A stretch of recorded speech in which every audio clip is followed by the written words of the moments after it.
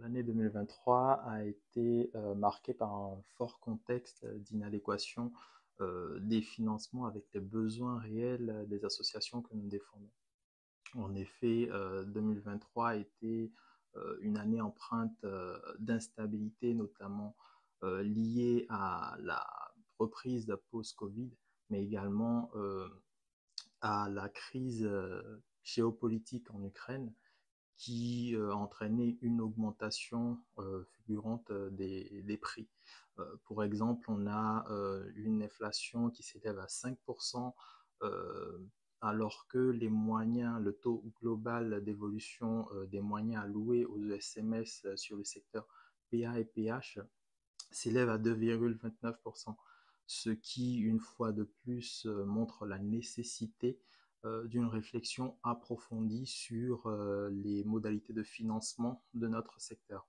Alors, plusieurs réformes et travaux ont connu une accélération cette année. J'ai envie de citer la réforme de la tarification des SIAD, la réforme du secteur du handicap, donc Séraphin PH, la réforme du domicile, les travaux sur le modèle économique des EHPAD.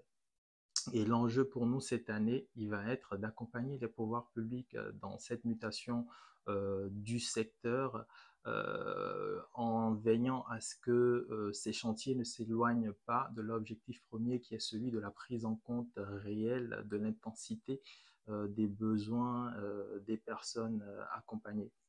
C'est aussi le moment de le préciser, mais nous l'avons souligné dans le DRS, qu'aucune réforme d'envergure ne peut se faire à moyen constant et sans une réelle implication des acteurs du secteur.